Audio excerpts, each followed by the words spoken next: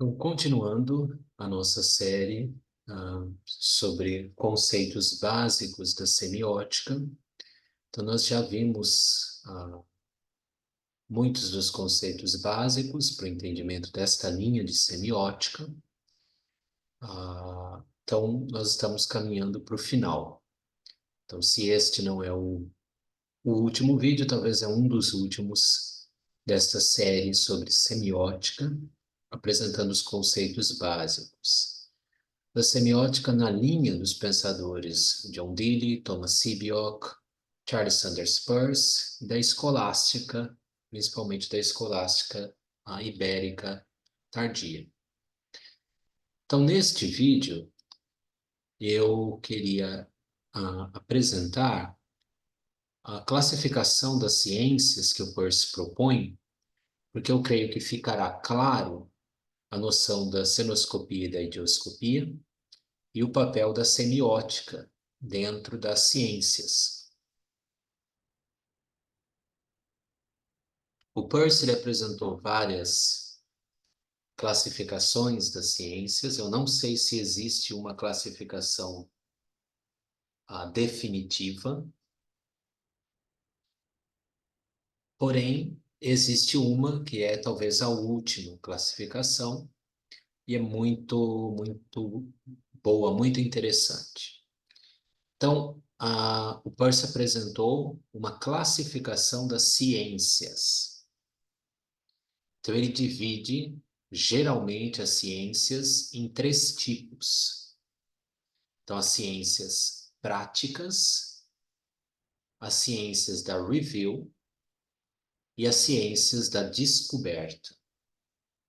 As ciências práticas, a gente incluiria a dimensão da poética e da técnica, né? Então, eu creio que aqui poderia ser incluída a arquitetura, por exemplo, um dos tipos de ciências práticas, a arquitetura. Depois, na ciência da review, o Peirce inclui a classificação, que é muito interessante, né? A importância da classificação, como se classifica, por exemplo, isso que eu estou apresentando, a classificação das ciências, já ela é em si um tipo de ciência, né? E as ciências da descoberta, para o Peirce, vai incluir, por exemplo, também as ciências chamadas ciências teóricas, né? Então, essa é a classificação geral. Ciências práticas, ciências da review, onde ele inclui a classificação, e as ciências da descoberta. E agora sim, dentro das ciências da descoberta, nós vamos ter uma divisão geral também tripla. Nós vamos ter a matemática, nós vamos ter a cenoscopia e nós vamos ter a idioscopia. Então, precisa ter assistido a vídeos anteriores para entender esses conceitos, cenoscopia e idioscopia. Bom, então, nas ciências da descoberta, o Peirce coloca lá a matemática, a cenoscopia e a idioscopia. Então, é interessante que a matemática, aqui, parece que ela tem uma certa independência. Só que ele não inclui ela nem na cenoscopia nem na idioscopia. Então, parece que ela tem um caráter aí singular, a matemática, né? Será que as outras ciências dependeriam dessa matemática no sentido que o Peirce está considerando? Ou será que a matemática teria uma dependência de alguma outra ciência? Não sei. De qualquer modo, é muito interessante ele ter destacado a matemática. Ele não inclui a matemática como cenoscopia ou como idioscopia, mas ele inclui ela justamente como a parte, né? E dentro da matemática, o Peirce ele vai incluir a matemática lógica, não é a lógica ainda. O Peirce, ele não, a lógica vai vir logo mais, dentro da cenoscopia. A matemática não está incluída na cenoscopia nem na idioscopia, ela está à parte. Então, a matemática lógica talvez seja aqui já os princípios da lógica, tá? Princípio de identidade, né, do terceiro excluído, etc. Talvez. Aí já a matemática ligada à quantidade, né? Então, da quantidade discreta e depois da quantidade contínua. Então, ciências da descoberta, matemática. Dentro da matemática, matemática lógica e a matemática que aborda a quantidade discreta e a quantidade contínua. Muito bem. Depois, ainda dentro da ciência da descoberta, depois da matemática, nós entramos então nas ciências da cenoscopia. A ciência cenoscópica, por excelência, é a filosofia. Então, em algumas classificações, em vez de estar cenoscopia, está filosofia, porque a filosofia é a ciência cenoscópica por excelência. Então, dizer ciência cenoscópica é dizer filosofia para o Peirce, me parece. Então, dentro da filosofia ou da ciência cenoscópica, assim como a matemática teve as suas divisões, matemática lógica, matemática da quantidade discreta e matemática da quantidade contínua, a filosofia também vai ter as suas divisões ternárias. Lembrando que o Peirce sempre trabalha com a ideia ternária. Então, você vai sempre ver o número 3, né? Então, nós vimos lá no início a ciência dividida em de ciências da descoberta, ciências da review, ciências práticas. Aí, dentro das ciências da descoberta, nós vimos matemática, cenoscopia e dioscopia. Dentro da matemática, matemática lógica, quantidade discreta, quantidade contínua. Dentro da filosofia, nós vamos ver agora também um número ternário aí, que é a faneroscopia, que é a fenomenologia para o Peirce, tá? Ele prefere nomear de faneroscopia. Depois, as ciências normativas, aquelas que percebem leis, né? Regras, normas. E depois, as ciências da metafísica. Então, você encontra também um número ternário, uma relação ternária aqui, né? Então, faneroscopia, a ciência cenoscópica barra filosofia, né, se divide em faneroscopia, ciência normativa e metafísica. A faneroscopia, eu não tenho as divisões da faneroscopia aqui, tá? Só sei que ela se relaciona com a fenomenologia. Então, nós já vamos pular para a segunda, que é as ciências normativas. As ciências normativas são divididas em três também. Então, Peirce inclui aqui a estética. Então, seria interessante entender o que Peirce entende por estética, porque ele inclui a estética dentro da ciência normativa. Depois, a ética, aqui é mais claro de entender, a ética como uma ciência normativa, e a lógica também como uma ciência normativa. Então veja que a lógica, agora sim entra a lógica. Na matemática era apenas uma dimensão lógica da matemática, né, que era a matemática lógica, mas não era a lógica propriamente. A lógica, o Peirce coloca na cenoscopia mesmo, e um dos ramos da ciência normativa. Então a lógica, ela depende não só da matemática, para o Peirce, a lógica depende não só da matemática, mas também da ética e da estética. Ética e estética. E a lógica para o Peirce, essa lógica com L maiúsculo mesmo, ela pode ser, ela é sinônimo da semiótica, tá? Porque a semiótica lida com o estudo dos signos, o estudo do pensamento que se constitui por signos, portanto, a semiótica é sinônimo nessa abordagem da lógica. Da lógica, obviamente, a lógica entendida desse modo amplo que o Peirce está propondo, que a gente já vai entender mais ainda.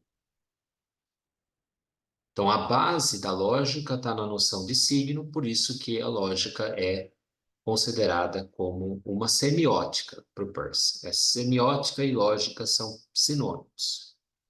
Agora, a lógica que o Peirce propõe ela é um pouco mais ampla, tá?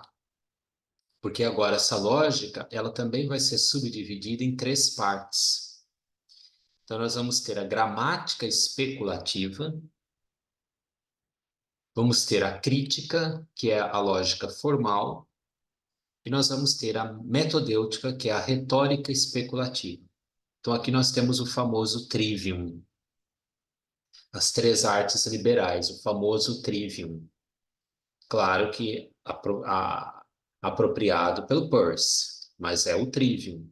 É a gramática, é a crítica, ou a lógica formal, e a retórica especulativa.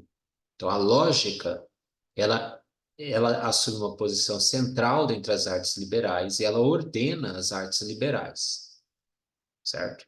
Então, a lógica não é só a lógica formal, mas é para o Peirce, né? Claro, para o Peirce, mas é também a gramática especulativa e a retórica especulativa, que é o trivium, o famoso clássico trivium.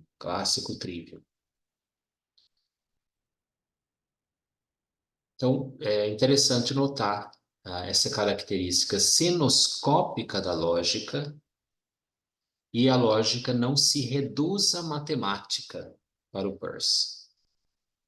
Então, isso é algo digno de se considerar em Peirce. E depois, a última ciência da ciência senoscópica é a metafísica. Então, nós temos uma metafísica geral, que é a ontologia. Nós temos uma metafísica psíquica, ou religião, tomando aqui psíquico no sentido senoscópico do termo, né? Não idioscópico, que é o sentido da psicologia moderna. E depois a metafísica física, né? Entendendo aqui, por físico, o estudo filosófico da natureza, né? Então, como está em Aristóteles, o estudo do movimento, né? Ato e potência, a, as causas, os motores, né? Móveis, imóvel, motor imóvel, etc. Então, é uma investigação filosófica sobre a física, não é a física da ciência idioscópica, tá? Então, isso se constitui a matemática e depois a senoscopia. E agora chegamos na idioscopia.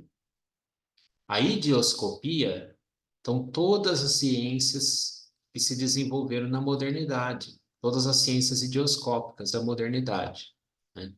Então, nós temos as ciências físicas, e aí sim, físico no sentido moderno do termo, onde nós vamos ter toda a física, também a biologia, também, enfim, tudo que da ciência idioscópica. E depois nós vamos ter as ciências da psique, a psicologia agora entendida idioscopicamente, né? O Peirce inclui nessa psicologia, ele vai incluir até mesmo a linguística. Imagino que a semiologia do Saussure talvez se inclua aqui. Então veja que a linguística para o Peirce não tem um caráter senoscópico. Imagino que a lógica de certos lógicos se incluiria aqui. Ela teria uma dimensão idioscópica, né? A lógica de certos autores lógicos, ela perde seu caráter senoscópico. Mas o Peirce não coloca lógica aqui, desses autores. Mas a linguística, sim. Então, a linguística ele entende que é uma ciência idioscópica. Inclusive, também a história. A história para o Peirce é uma ciência idioscópica. Então, eu acho que fica claro a divisão das ciências, a divisão entre senoscopia e idioscopia, e o papel da semiótica, que se confunde com a lógica, né? Vai se confundir com a lógica. A lógica abrangendo aí, sendo uma parte, um ramo da ciência normativa, abrangendo o trivium, a gramática especulativa, a, a crítica, que seria a lógica formal, e a metodêutica, que seria a retórica especulativa. Acho que isso fica claro, a genialidade do Peirce e o caminho verdadeiramente pós-moderno que essa linha de semiótica propõe. Realmente, eu acho que aqui foi transmitir todos os princípios básicos para o entendimento desta linha de semiótica. Tem outros pensadores semióticos que eu não conheço, e tem também a semiologia, também não conheço muito. Então, é desta linha de autores que eu mencionei. Creio que eu expliquei razoavelmente corretamente, e deu para dar um vislumbre da importância e de como esse pensamento é verdadeiramente pós-moderno, porque ele, de fato, rompe, vai além dos limites estabelecidos na modernidade, dos dualismos da modernidade. Ele vai além. E por isso que pode ser verdadeiramente chamado de pós-moderno, e não como outros pensadores são chamados de pós-moderno. Derrida, entre outros, eles não são pós-modernos, eles são ultramodernos, eles ainda estão dentro da modernidade e são um desenvolvimento, são consequências dos princípios da modernidade, do representacionismo na modernidade, do idealismo, dos dualismos que ocorrem na modernidade.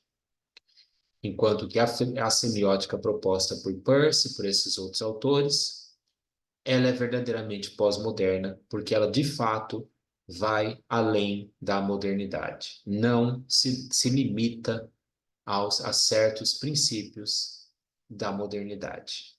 Com isso, realmente encerramos essa série curta de vídeos, e com certeza farei outros vídeos ligados ao tema.